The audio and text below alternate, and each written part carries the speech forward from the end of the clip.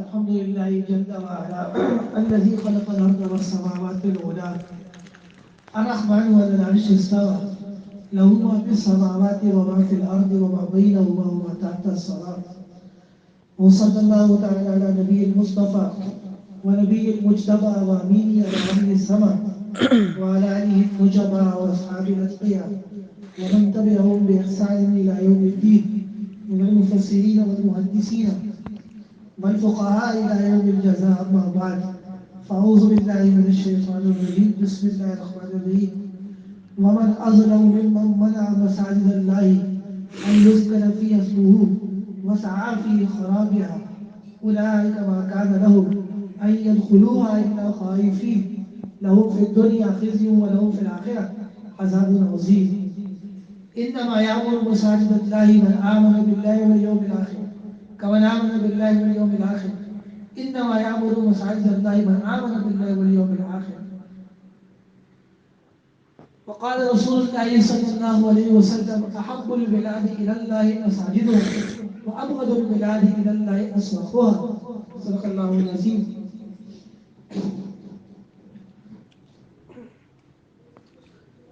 زمین کے اوپر اور آسمان کے نیچے سب سے مقدس جگہ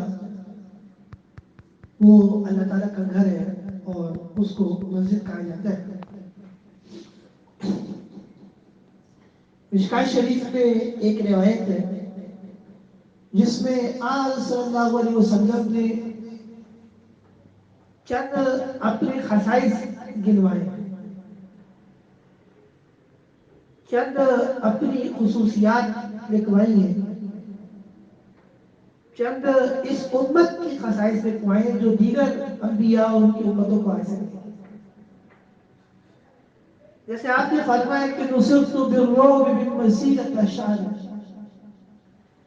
کہ اللہ تعالیٰ نے میری مدد کی ہے اور مجھے ایسا روب عطا کیا ہے کہ 1 مہینے کی مسافت سے مجھے لگتا ہے.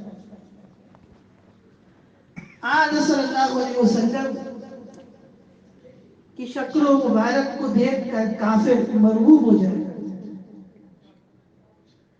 اللہ تعالیٰ نے آپ صلی اللہ علیہ وسلم کے چہرے انور پہ ایک روب رکھا. اسلام کے دشمن اور کافر مرعوب ہوتے تھے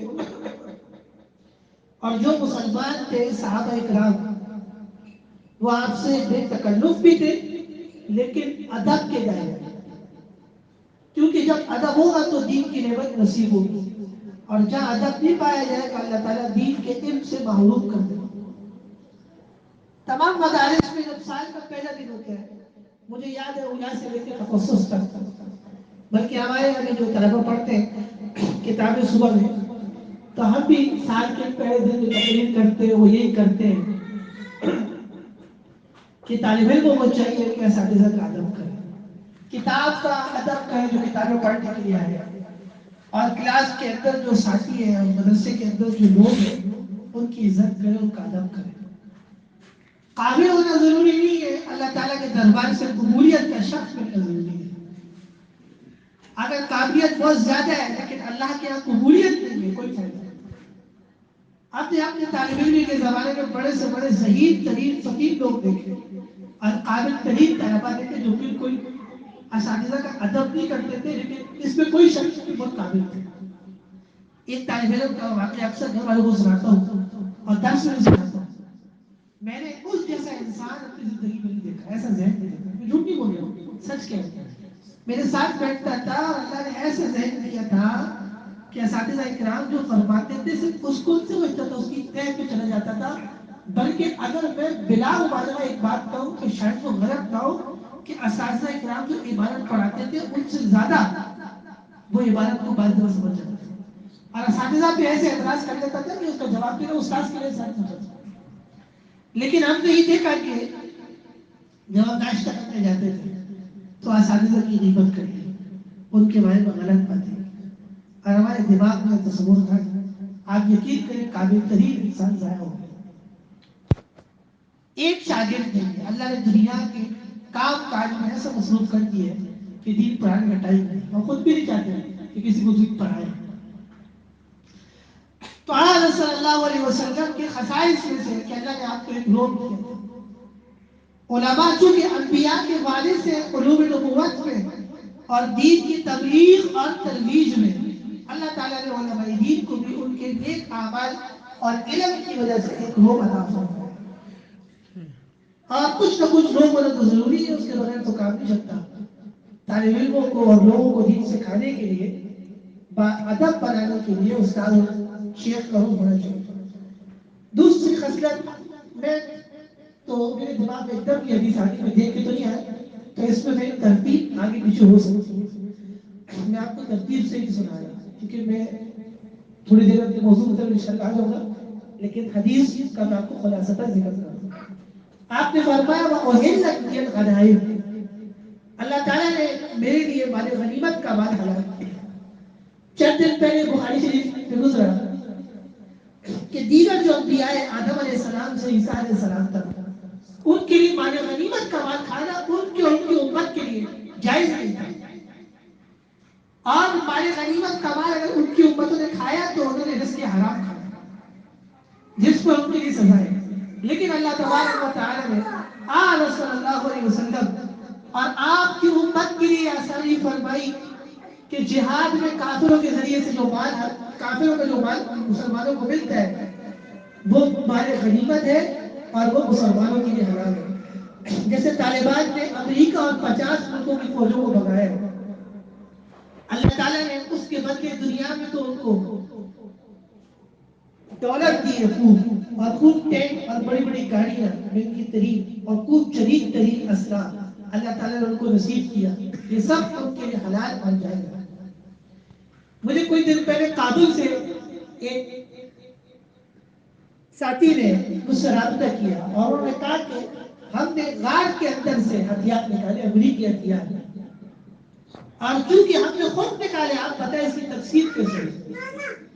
میں نے ان کو کہا کہ آپ کے جو بھی امیر ہیں طالبان کے، جو طالبان نے آپ کو مقرر کیے اور آپ کے بڑے بڑے، یہ تمام ہتھیار آپ ان کی خدمت پہ لے جائیں، وہ جس طرح فیصلہ کرتے اور وہاں قاضی القضات شرعی طور پہ چیف جسٹس اس وقت موجود ہے، اور طالبان کے جتنے عہدیدار ہیں کوئی غیر عالم نہیں ہے.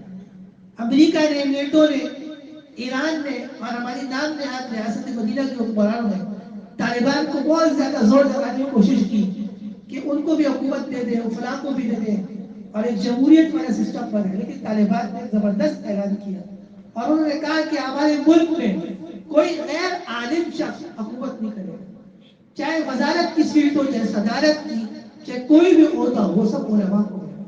طالبان نے جن کو ڈی ایس پی مقرر کیا ہے، زبردست کالی داڑھی اور زبردست سفید رنگ کی پگڑی، اور آس پاس اسی تھانے میں کہ جہاں پہلے بے دین لوگ قیام کیا کرتے تھے، اب اللہ تعالیٰ نے وہاں کے نیک بندے مقرر کیے جو عدل انصاف کے ساتھ حکومت انجام دے رہے ہیں.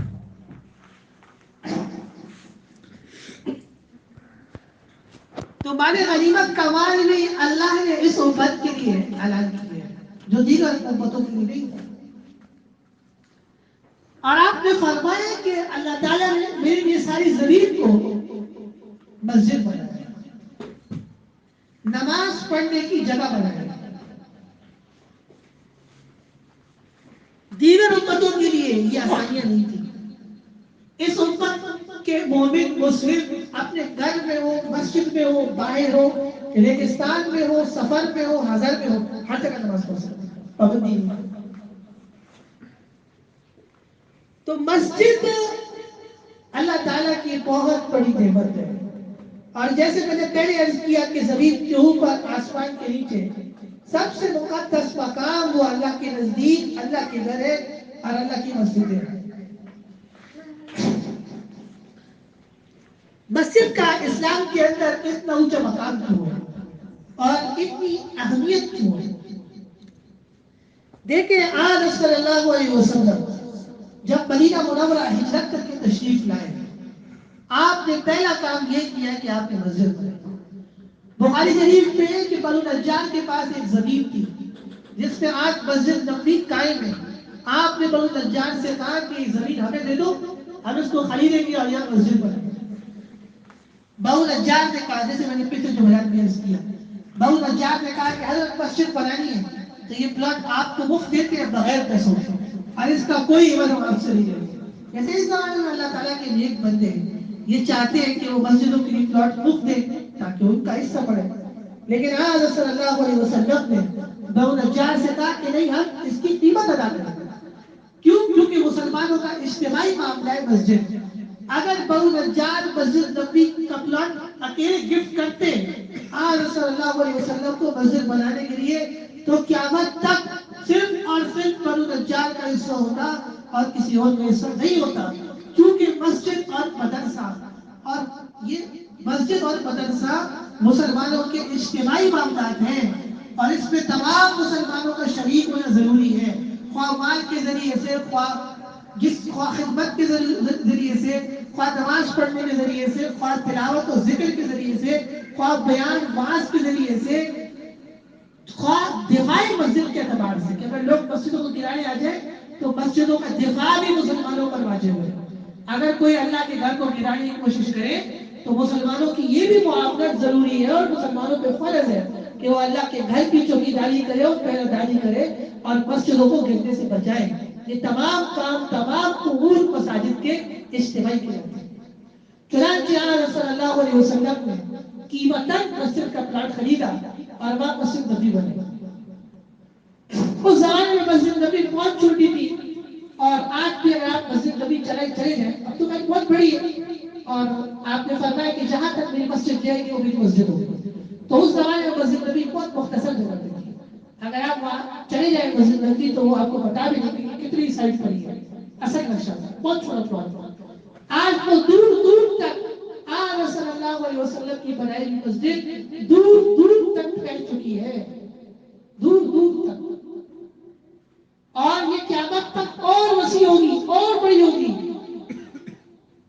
اور جتنی دور تک یہ مسجد بنے گی آج صلی اللہ علیہ وسلم کے فرمان کے مطابق یہ مسجد نبوی ہوگی، اور جو کہیں بھی اس مسجد میں نماز پڑھے گا اس کو ایک نماز کا ثواب 50,000 نمازوں کے برابر ہے۔ تو مسجد وہ واحد جگہ ہے کہ جہاں سے اسلام پھیلتا ہے۔ دیکھیں، اگر آپ یہ چاہتے ہیں نا کہ آپ کسی مذہب کو ختم کر دیں تو آپ اسے دو کام کتنے کر لیں؟ اگر آپ یہ چاہتے ہیں کہ آپ کسی مذہب کو ختم کر دیں تو آپ اسے دو کام کریں۔ پہلا ایک کام یہ کرنا ہے کہ ان کی عبادت گاہ کو آپ، جو ان کی عبادت گاہ ہے جہاں وہ جا کر عبادت کرتے ہیں، وہ آپ ختم کرتے گرا دیں۔ جب عبادت گاہ نہیں ہوں گی تو ان کا مذہب پھیلے گا نہیں، رک جائے گا، ختم ہو جائے گا۔ دوسرا کام یہ کہ اس مذہب کو پھیلانے والے جو علماء ہیں، جو تبلیغ کرتے ہیں، آپ ان کو ختم کر دیں۔ جب علماء ختم ہو جائیں گے مذہب پھیلانے والے، اور عبادت گاہیں ختم ہو جائیں گی تو دین ختم ہو جائے گا۔ یہ چند ڈالروں کے عوض یہ جج بکتے ہیں، ان کو جج کہنا بھی بے شرمی کی بات ہے۔ خدا کرے کہ یہ اپنا فیصلہ لے، وہ فیصلہ واپس لے اور مدینہ مسجد کو قائم رکھے، ورنہ اللہ تعالیٰ اس کو گلے کر کے سر میں مبتلا کرے، اور تاکہ اس جیسے جج کو اللہ ایسی سزا دے کہ کائنات کے لیے نہ دو۔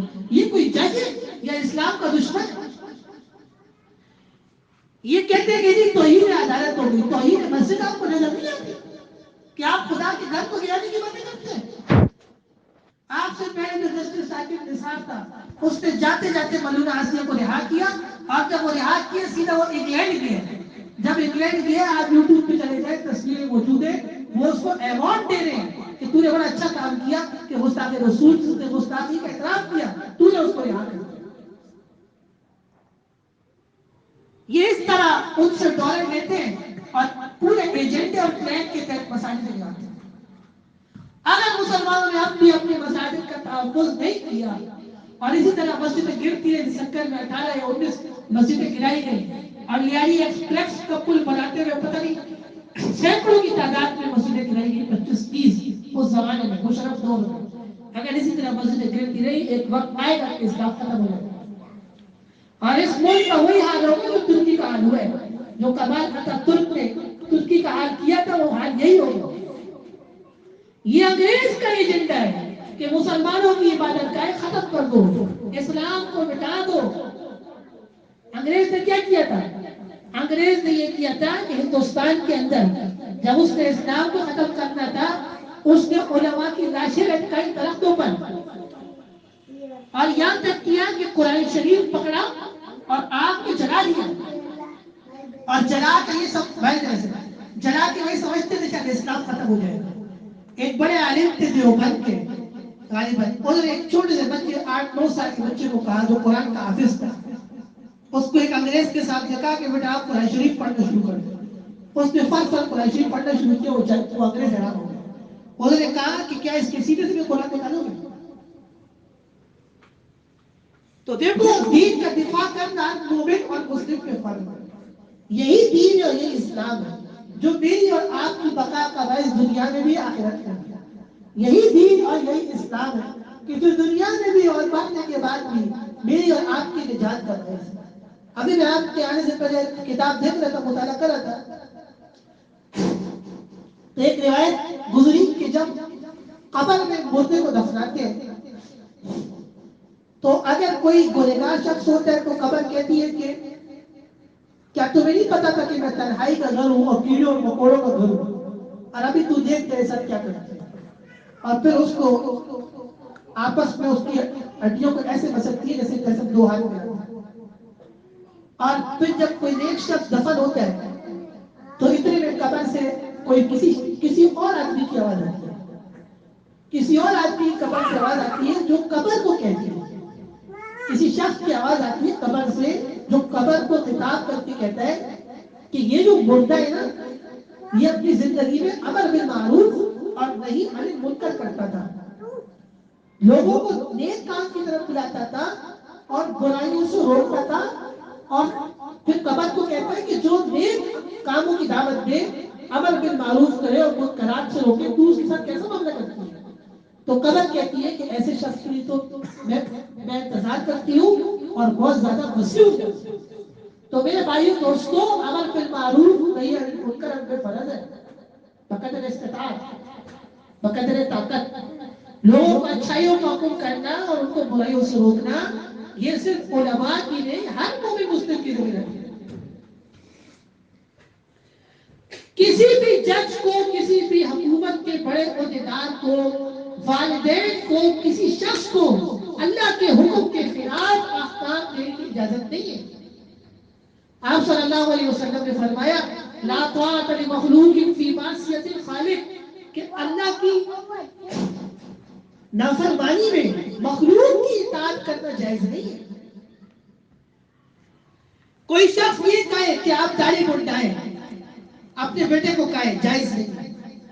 بدتمیزی نہیں ہوگی باپ سے بدتمیزی کرنا جائز نہیں ہے، اس کا اپنا مقام، اس کا مرتبہ ہے، لیکن داڑھی منڈانا یہ جائز نہیں۔ کیوں؟ کیونکہ اللہ کا حکم ہے۔ کوئی خاوند اپنی بیوی کو کہے کہ آپ بال کاٹ لیں تو شرعاً جائز نہیں ہے۔ وہ لاکھ کہے کہ میرے خاوند کا حکم ہے تو کہا نہیں کہ ایسے خاوند سے طلاق لے لو، لیکن بال کاٹنے کی اجازت نہیں۔ یہ کبھی نہیں کہتے کہ نہیں مسجدوں کی رجسٹریشن کراؤ، یہ غیر قانونی ہے۔ جب اس سے کام نہیں چلا تو پھر کہتے کہ جی کورونا آ گیا، مسجدیں بند کرو، مسجدیں بند کرو۔ مسجدوں میں تمہیں کیا تکلیف ہے یار؟ جس زمانے میں کورونا آیا اور مسجدیں بند تھی، جمعرات کو عشاء کے بعد مجھے ایک بڑے پولیس افسر کا ٹیلی فون آیا اور اس نے مجھے کہا کہ یہ مولوی ایسی لڑتے ہیں حکومت سے، ان کو یہ نہیں پتا کہ جب حکومت وقت کہہ دے مسجدیں بند کرے تو ان کو کرنی ہوگی، وہ حاکم اور سلطان ہے۔ میں نے ان کی بات کو تسلی سے سن لی۔ جب بات ختم ہو گئی میں نے ان کو کہا کہ اب تھوڑی دیر میں بات کروں گا، آپ توجہ کے ساتھ سنیں اور درمیان میں آپ بات نہیں کریں گے، اس کے بعد آپ آدھا گھنٹہ بولے گا، آپ کی بات سننے کو تیار ہوں۔ ٹھیک ہے بتائیے۔ میں نے ان کو کہا کہ اللہ کے نبی نے فرمایا لا طاعت لمخلوق فی معصیۃ الخالق، کہ مخلوق کا ایسا حکم ماننا جس سے خدا ناراض ہو جائے، جائز نہیں۔ سعد بن ابی وقاص رضی اللہ عنہ اسلام لے آئے، والدہ نے کہا بیٹا کافر ہو جاؤ، جب تک کافر نہیں ہوگے نہ کچھ کھاؤ گی نہ کچھ پیو گی۔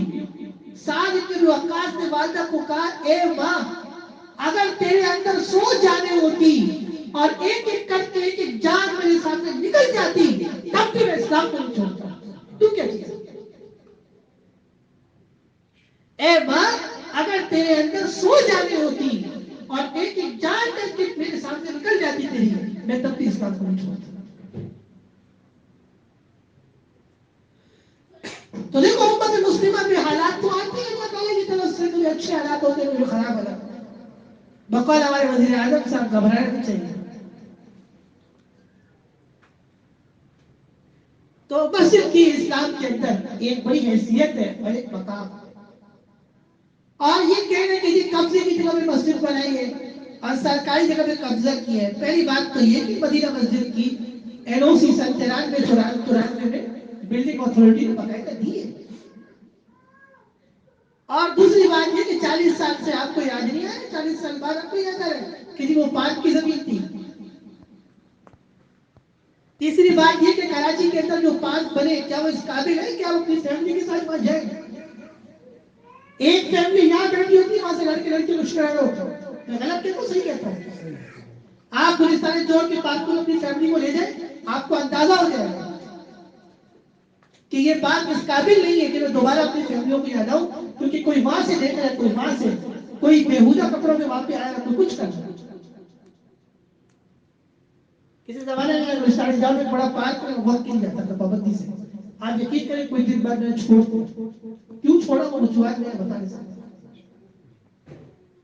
یہ صرف یہ پارک ہونا تو ضروری ہے ہیلتھ کے لیے اور صحت کے لیے. جتنے مراکز قائم ہیں وہ ضروری ہے انسان کے لیے, لیکن ایمان سے بتاؤ کہ ہمارے ہیلتھ اور صحت کے مراکز میں کیا ہو رہا ہے.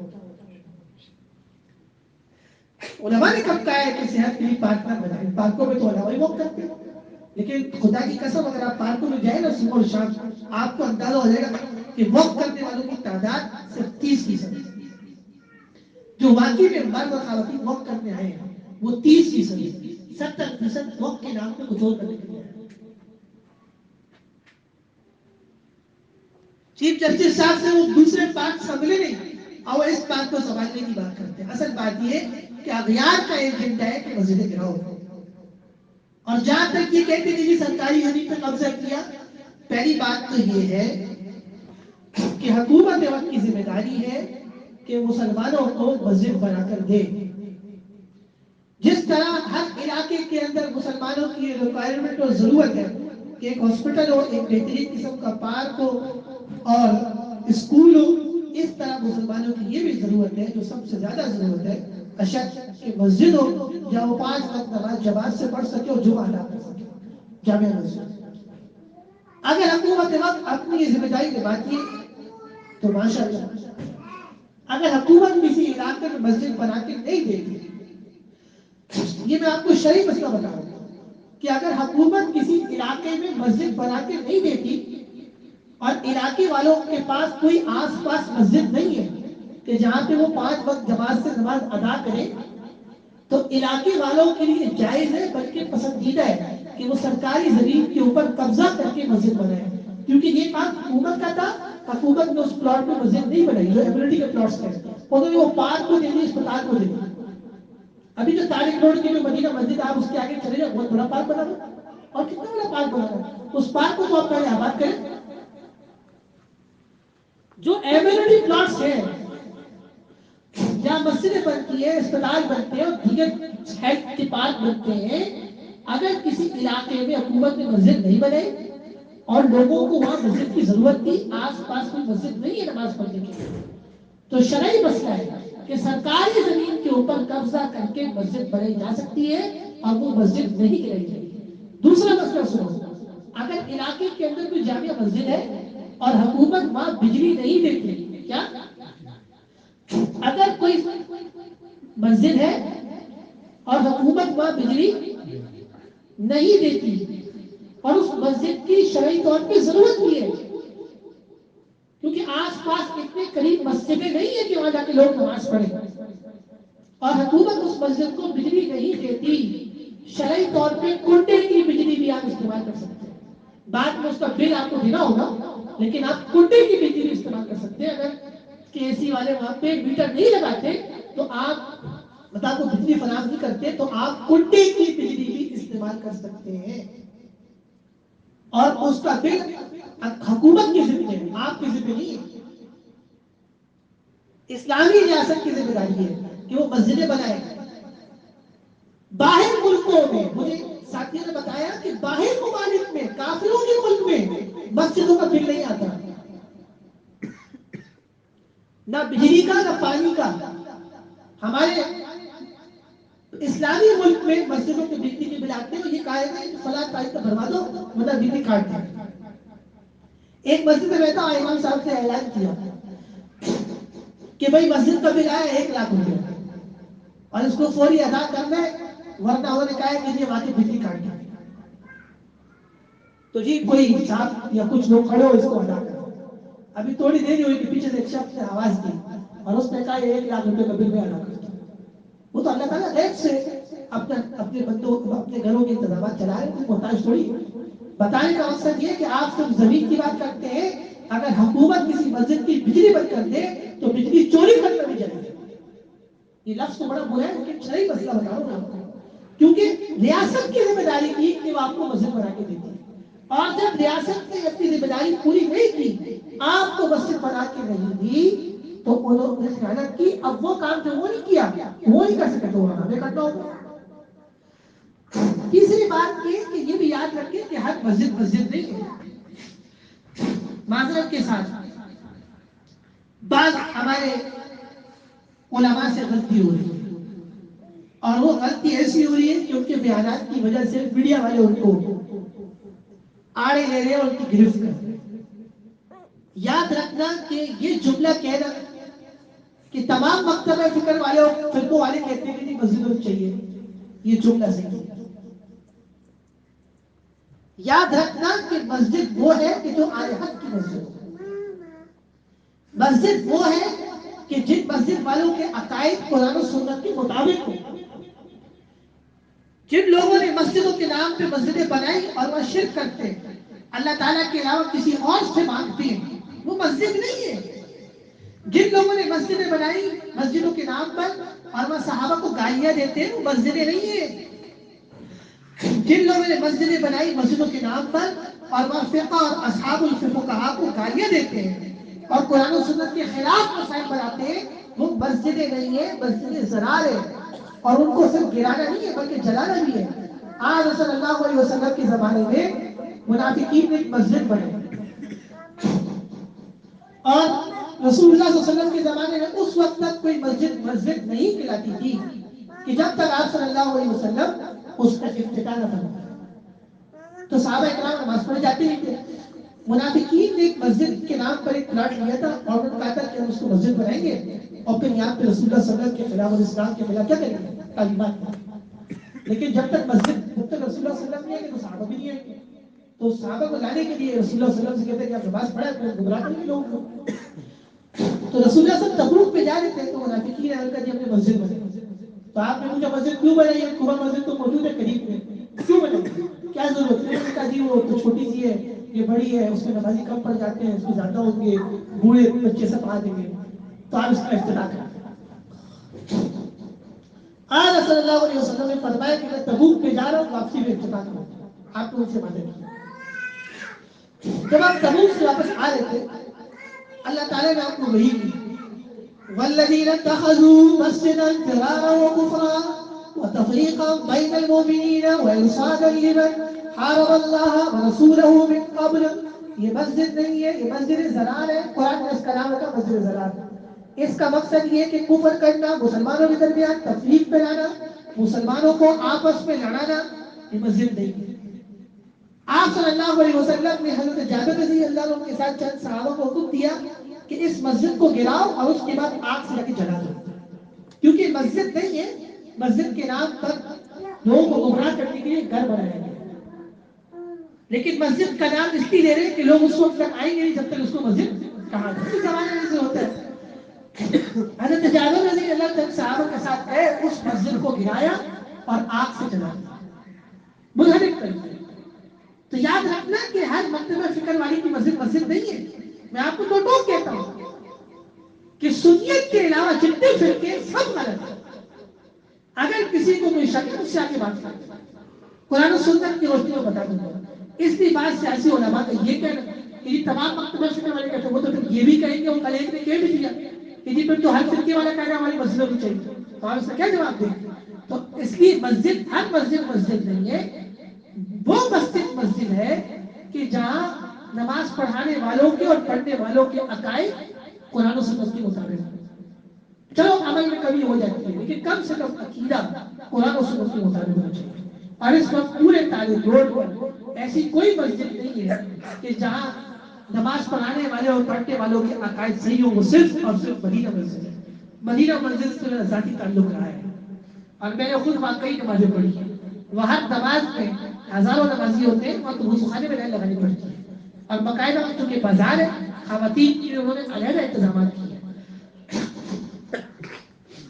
اور یاد رکھنا کہ ویسے تو خواتین کے لیے مسجد بنانا منع کیے ہیں، لیکن جو بازار کی مسجدیں ہیں یہ راستے کی، وہاں خواتین کے لیے مسجدیں بنانا جائز ہے.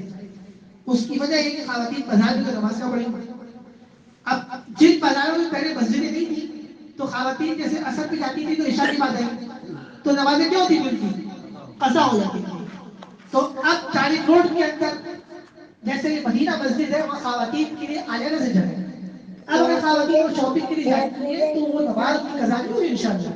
یہ واسطے کہ وہ مدینہ مسجد آئی، وہاں سے انہوں نے وضو کیا، پڑھتے رہے اور وہاں نماز پڑھی، پھر شاپنگ شروع کر، مغرب کی نماز پڑھی، پھر عشاء پڑھی. اس طرح کیا ہوگا کہ اس کی شاپنگ بھی ہوگی اور حسین بھائی جاؤ اور نماز کی قضا نہیں ہوگی. اس لیے مسلمانوں کے لیے مساجد کا دفاع کرنا فرض ہے. ابھی میرے پاس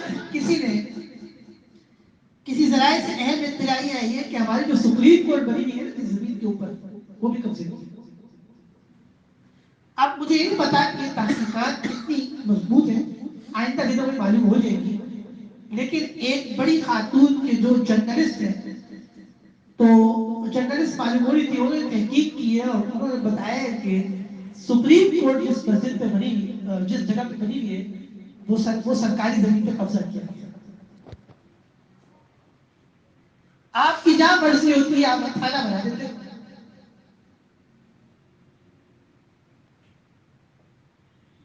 حکومت سے کوئی یہ پوچھے کہ جتنے پارک آج جن جگہوں پر ہیں کسی زمانے میں عیدگاہ تھے اور جنازہ گاہ تھے، یا عید کی نماز ہوتی تھی اور جنازے پڑھے جاتے تھے. مجھے یاد ہے آپ نے تھوڑی جگہ بھی نہیں چھوڑی ان پارکوں میں کہ تھوڑی سی جگہ پہ لوگ عید پڑھنے جنازہ. آپ نے پارک بنایا اور گیٹوں پہ تالے مار دیے کہ یہاں کوئی نہ عید پڑھے گا اور نہ کوئی جنازہ پڑھے گا. مجھے ابھی بھی وہ وقت یاد ہے کہ جب کراچی کی مساجد کے جو میدان ہوا کرتے تھے، جب عیدگاہ ہوتی تھی اور جنازہ گاہ، اور نعمت اللہ خان جو بن گیا اس کو پارک بنائے تو وہاں عید کی نماز اور جنازہ پڑھنا منع تھا. اور وہاں باقاعدہ تالے لگے ہوتے تھے، شام کو کھلتے تھے اور رات کو بند ہو جاتے تھے. تو مولویوں نے پھر مسجدوں میں عید کی نماز شروع کی اور جنازہ وہاں سے یہ بدعت نکلے. اس زمانے والے شیخ صاحب رحمۃ اللہ علیہ بہت پریشان تھے اور وہ دور تھا مصطفیٰ کمال کا، جو نہ ادھر ہے آج نہ ادھر ہے، لا الہ الا اللہ لا الہ الا اللہ، جہاں جاتا ہے پٹتا ہے پٹاتا ہے. اللہ تعالیٰ کا کیا نظام ہے، خدا کیسا بڑا ہے، کسی کو کبھی بادشاہ بنا دے کبھی ذلیل کر دیتا ہے. ایک زمانہ ایسا تھا کہ رات کے وقت والد صاحب نے مجھے کہا کہ کچھ دوائیاں لے آؤ. ہم گلشن اقبال میں رہتے تھے. اس زمانے میں ہر وقت گاڑی ہوتی تھی. میں نے گاڑی اسٹارٹ کی، میں گاڑی میں نہیں گیا تو میں حیران ہو گیا کہ گاڑی پوری بلاک تھی اور رینجر کی گاڑی ہی بنا دی. پتہ نہیں کون ہے، پوری گاڑی میں رینجر کی گاڑی ہے. بڑی مشکل سے آواز نکلا تو وہ آگے تک رینجر کی گاڑی ہے. پتہ نہیں کون ہے. بعد میں کسی نے بتایا کہ یہ مصطفیٰ کمال ہے. کون ہے وہ؟ اور آج دیکھو ڈنڈورے کی طرح کبھی ادھر بات ہے کبھی ادھر بات ہے، کبھی کوئی اس بات پر آتا ہے. آج اس کی کوئی عزت نہیں. وہ تو عز و بنتشا وہ تو ذل و بنتشا. اللہ آپ کی عزت دیتے جسے چاہتے ہیں اور آپ کی ذلیل کرتے جسے آپ چاہتے ہیں. یہ سارے قاتل اور سفاک ہیں. انہوں نے علماء کو طلباء کو کراچی کے مظلوم مسلمانوں کی نشر. آج یہ لوگ کھڑے ہوتے ہیں اور پریس کانفرنس کرتے اور وہ لندن والے فرون کو گالیاں بکتے. لندن والے فرون کے ساتھ یہ سب شریک تھے. وہ اکیلا قتل نہیں کرواتا تھا، یہ سارے شریک تھے اور شرعی طور پہ سب کو قصاصاً لٹکانا چاہیے. ان کو حکومت کا بھی حق نہیں ہے. اور آج یہ لندن والے فرون کے والے بک بک کرتے. وہ تو فرون تھا ہی، وہ تو ملعون ہے ہی، لیکن یہ سارے جو یہاں بیٹھے ہوئے ہیں اور میڈیا پہ آ رہے ہیں اور امن کی باتیں کرتے ہیں، یہ سب قاتل ہیں اور ان سب کا قصاص لازم. یہ اتنے شریف نہیں ہے.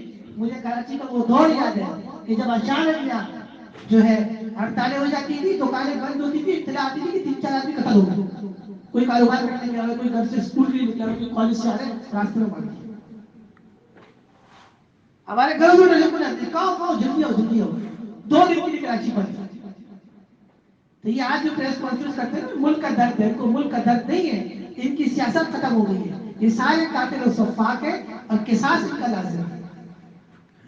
لیکن یہ ہمارا ملک ہے کہ جہاں ہر ایک کو آزادی ہے، تبھی تو یہاں اس ملک پہ لاشیں گرتی ہے اور لوگوں کے مال چوری ہوتے ہیں اور خواتین کی عزت اس ملک میں محفوظ تھی۔ آج یہ علماء کے پاس بھی آتے ہیں، ان کے ساتھ کھڑے ہو جاتے ہیں، ان کی منت بھی کرتے ہیں۔ اصل بات یہ ہے کہ ہمیں دیکھ کے کام لینا چاہیے کون ہمارا دشمن دوست ہے اور کون ہمارا دشمن ہے۔ ہاں؟ کہتے ہیں نا جو کیا شعر پڑھتا ہے وہ کہ پگڑی کی ہر دستار کی تحقیق لازم ہے، پگڑی کی یعنی ہر دستار کی تحقیق لازم ہے، ضروری نہیں ہر صاحب دستار موزن ہو۔ تو ہر وہ شخص جو کہہ رہے کہ ہم ملک و ملت میں امن چاہتے ہیں، ضروری نہیں کہ اس کے دل میں امن ہو سکتا ہے کہ وہ عصبیت کی لہر پھیلانا چاہتا ہو، لیکن چونکہ ابھی کمزور ہے اس لیے خاموش ہے۔ تو بہرحال مسلمانوں کی ذمہ داری ہے کہ مساجد کا دفاع کریں، اور اس سے کام نہیں ہوگا کہ یہ مسجد غیر قانونی ہے، یہ فلائیں اور 40 سال سے مسجد آباد ہے، بلکہ وہاں کے لوگ اس پہ بھی تیار ہو گئے ہیں علاقے کے کہ اگر حکومت وقت موجودہ اس وقت اس پلاٹ کی جو قیمت ہے وہ ہم ادا کرنے کو تیار ہیں، لیکن مسجد کو اپنی جگہ پہ رہنے دیں، کیونکہ وہاں کوئی کاروبار نہیں ہوتا، اللہ کی عبادت ہے۔ اور حکومت کہتی ہے کہ ادھر جو نا ہم مسجد کے لیے علیحدہ سے جگہ دیں گے، نیم البدل، اور کوئی جگہ دینے کی بات نہیں ہے، بات یہ کہ اس علاقے میں کوئی مسجد نہیں، آپ پارک کے لیے کوئی جگہ دے دیں، آپ یہ تو نہیں کہتے کہ پارک کے نیم البدل جگہ دیں گے، مسجد گری تو گر گئی۔ ابھی انہوں نے ہل پارک کی مسجد گرائی جب عمران حکومت نہیں ہے، اتنا علماء چیخے چلائے، انہوں نے لحاظ نہیں کیا، سینکڑوں کی تعداد کے لوگ نماز جمعہ اور نماز پڑھتے تھے مسجد کے نام۔ انہوں نے سکھل میں 18-19 مسجدیں گرائی۔ اللہ تعالیٰ جزائے خیر دے جمعیت علماء اسلام کے مولانا خالد سمرہ صاحب کو اور ان کی جماعت کو، جو اس وقت بھی ڈٹے ہوئے مدینہ مسجد کے دفاع اور اس کو بچانے کے لیے، اور 18-19 مسجدیں سکھل کی جو گری وہ دوبارہ تعمیر کر رہی ہیں۔ لیکن یہ صرف علماء کا کام نہیں ہے کہ عوام کہیں گے جی ہم تو اپنا کمائے گئے، اور اللہ تعالیٰ قیامت کے دن تم سے بھی پوچھے گا کہ مسلمانوں کی مسجد شہید ہوئی تو تم کہاں تھے؟ وہ دور یاد کرو جب ہندوستان کے اندر بابری مسجد کو شہید کیا تھا، مسلمان جہاں چیختے چلاتے تھے اور حکومت کے وقت کے لوگ برا بھلا کہتے تھے ہندوستان کے حکمرانوں کو۔ آج ہمارے حکمران اور آج مسلمان مظلوم، آج ہماری عوام کو خاموش ہے۔ ہماری ذمہ داری صرف یہ نہیں ہے کہ ہم صرف کمائیں اور خرچہ کریں اور کھائیں اور اپنے ایونٹس بنائیں، مسلمانوں کی ذمہ داری ہے کہ مساجد کا دفاع کرے۔ قیامت کے دن اگر اللہ نے تم سے پوچھا کہ مسجد شہید ہوئی تم کیا کر رہے تھے، تو تم یہ جواب دو گے کہ میں اپنی کمپنی میں تو مصروف تھا۔ کل انشاءاللہ جمعے کی نماز کے بعد مدینہ مسجد میں جمعیت علماء اسلام اور تمام تر جماعتیں اور تمام تر مسلمان وہاں جمع ہو رہے ہیں اور اس لیے وہاں احتجاج کرنا چاہ رہے ہیں تاکہ اس مسجد کی حفاظت ہو۔ ابھی 24 گھنٹے الحمدللہ مسلمان وہاں موجود ہیں اور 24 گھنٹے پہرےداری کر رہے ہیں تاکہ کئی ان کے ناکار کے اختر اس کے قریب گئے اور مسجد کو شہید نہ کریں۔ مسلمانوں کی ذمہ داری ہے کہ کل کے احتجاج کو ضرور جائیں، کم سے کم ہم اپنا حصہ وہاں لکھوائیں تاکہ قیامت کے دن جب اللہ پوچھیں کہ میرے گھر شہید ہوئے تھے تم کہاں تھے، تو ہم کم سے کم کہہ سکیں کہ اللہ مسجد کے دفاع میں گئے تو تھے۔ دیکھو مسجد کا بچنا نہ بچنا وہ اللہ کے ہاتھ میں،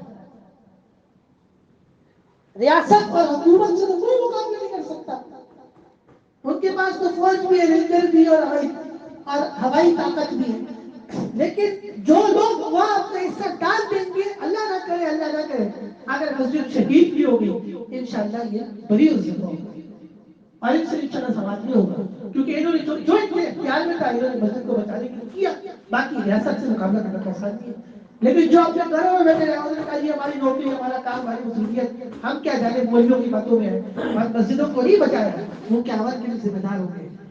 مرد تو مرد طارق روڈ کی اور ایک گیٹ کی باحیا اور غیرت خواتین مسجدوں کے دفاع کے لیے وہ پہنچ رہی ہے۔ میڈیا پہ خواتین کو دکھایا گیا کہ اسکارف لے کر، اسکارف پہن کے مسجد پہ آ گئی اور وہ بھی دفاع کے لیے کھڑی ہے۔ چیف جسٹس کو شرم کرنی ہونی چاہیے کہ جس مسجد کے لیے صرف مرد نہیں، صرف علماء نہیں، خواتین تک آ رہی ہیں اور وہ کہتی ہیں کہ مسجد نہیں شہید ہوگی، اب اس کو بچائیں گے۔ ابھی میں ایک لبرل قسم کی عورت کا بیان سن رہا تھا جو لبرل لباس میں تھی، وہ کہہ رہی تھی کہ مسجد کو لگے اور مسجد کے حق میں تقریر کری تھی اور چیف جسٹس کے خلاف۔ یہ کوئی چیف جسٹس ہے جو اسلام کے خلاف تقریر کرے؟ کل یہ آپ کو کہے گا ہندی کا گوشت کھاؤ تو آپ یہ کہیں گے کہ یہ عدالت عظمیٰ کا حکم ہے۔ کل وہ کہے گا کہ یہ داڑھی نہ رکھو جیسے مصر میں حکم ہے، یا کل وہ کہے گا کہ جی پردہ نہ کرو، آپ یہ کہیں گے کہ یہ عدالت عظمیٰ کا حکم ہے۔ یہ عدالت عظمیٰ ہوتی ہے جو اسلام کے خلاف حکم کرے۔ آپ کو تو یہ بھی نہیں پتا کہ آپ اس فیلڈ پہ کب تک ہیں۔ اسلام پہلے بھی تھا اور آج بھی قیامت تک رہے گا۔ اسلام کو جو مٹانے والے ہیں وہ مٹ گئے۔ محمد رسول اللہ کا دین آج بھی ہے اور قیامت تک رہے گا۔ تو آج ہے یہ بھی نہیں پتا کہ کل تو زندہ بھی ہوگا یا نہیں ہوگا۔ رات کو سوئے یہ بھی نہیں پتا تیری صبح آنکھ کی کھلے گی یا نہیں کھلے گی۔ اگر اللہ رات تو تیری سانسیں اور دن بھر کرے تو کیا کرے گا؟ چیف جسٹس اسے کہتے ہیں۔ اس ملک کو بھی ہمیں حیران ہے کہ کس نے اس کو چیف جسٹس بنایا۔ اور دوسری آخری بات یہ کروں گا کہ ریاست مدینہ میں رسول اللہ صلی اللہ علیہ وسلم نے مسجدیں بنائی تھی کہ نہیں بنائی تھی؟ آپ آج چلے جائیں مدینہ منورہ، مسجد نبوی بھی ہے، مسجد صدیق اکبر بھی ہے، مسجد بلال بھی ہے، مسجد عمر بھی ہے، مسجد علی بھی ہے۔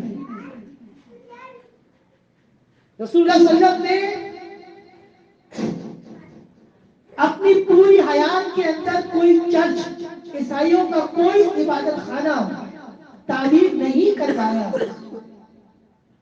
آج صلی اللہ علیہ وسلم نے اپنی پوری حیات میں یہودیوں کی کوئی عبادت خانہ تعمیر نہیں کروایا، لیکن مسجد بنوائی۔ اور آپ دیکھیں خان صاحب کو کہ انہوں نے سکھوں کو کیا کہتے ہیں ان کے گردوارہ بنا کے دیا، وہ بھی کس کے پیسوں سے؟ حکومت کا، ہمارے پیسوں سے، آپ کے پیسوں سے۔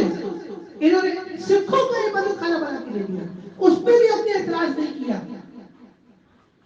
پشاور سے لے کے کراچی تک کوئی ایک مسجد ایسی نہیں ہے کہ جو آپ کہہ سکے کہ حکومت نے وقت میں بنائی۔ یہ جو مسجدیں آپ دیکھتے ہیں یہ لوگ اپنے پیسوں سے بنا رہے ہیں، لوگ چندے لاتے ہیں، اکٹھے کرتے ہیں اور اپنے پیسوں سے مل کر مسجد بناتے ہیں۔ اور مسجد جب بنتی ہے اس وقت اس پہ کروڑوں کا خرچہ ہوتا ہے، اس کے بعد وہ مسجد وقت کے ساتھ اس کے 10 خرچے اور ہوتے ہیں، وہ لوگ کرتے ہیں۔ اس پیسے کا حساب کتاب کون دے گا؟ یہ تو بڑی آسان بات ہے، میری مسجد تک گرا دو۔ 20 منٹ میں آپ نے پیسہ سنایا کہ بھی مسجد گرا دو۔ وہ جو 6000 قاتل جنہوں نے کراچی میں ہنگامے مچائے اور وہ جیل کے اندر پڑے ہوئے، وہ خود منہ سے کہتے ہیں کہ 100 قتل کیے، آج تک آپ کو سزا موت نہیں دی سوائے اکا دکا۔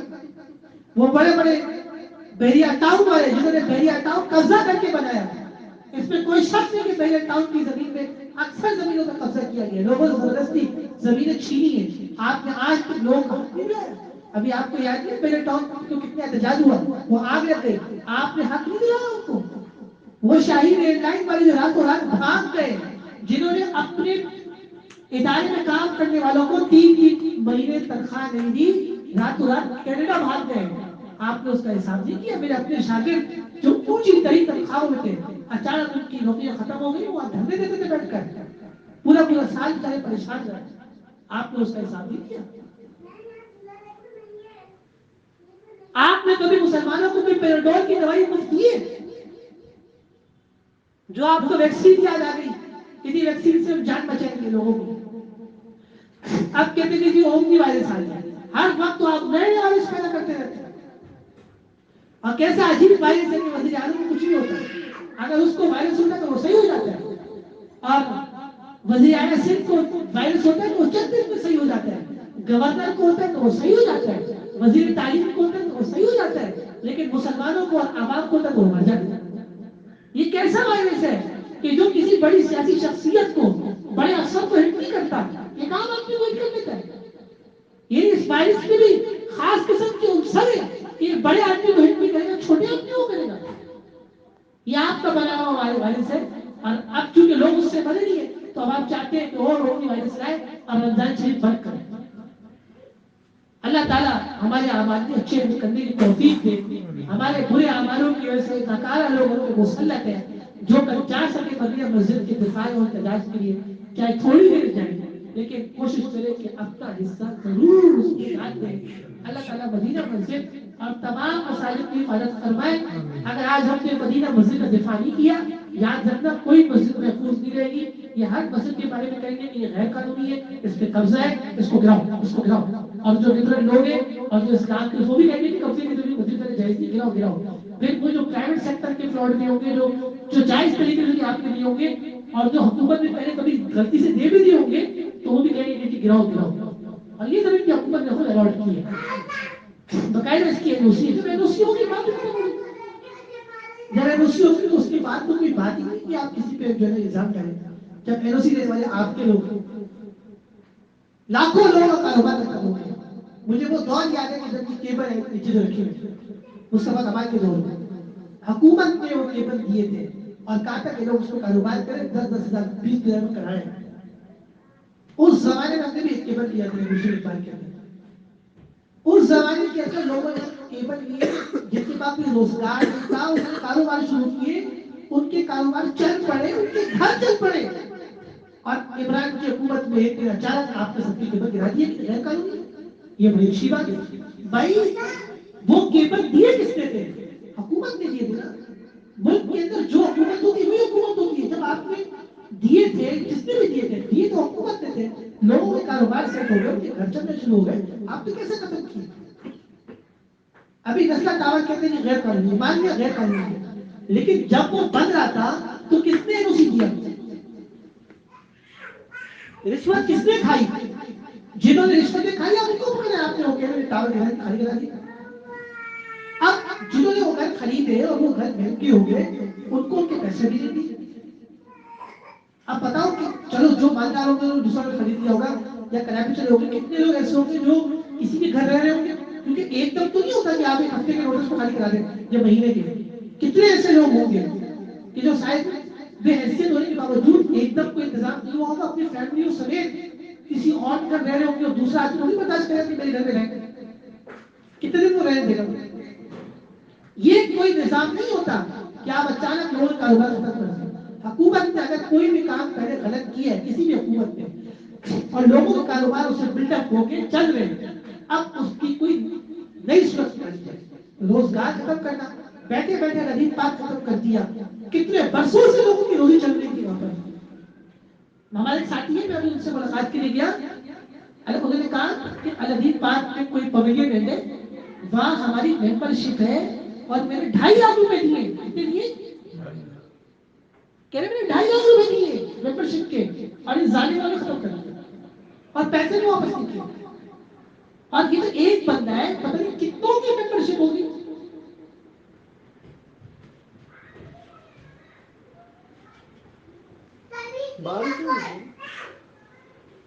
چلو اللہ تعالیٰ جو ہے نا بارش بھی رحمت کی برسات. بارش بہت زیادہ ہو گئی اور اتنی بارش ہونا نقصان کا باعث ہوتی ہے، اور سردی کی شدت بھی اللہ تعالیٰ کم فرمائے.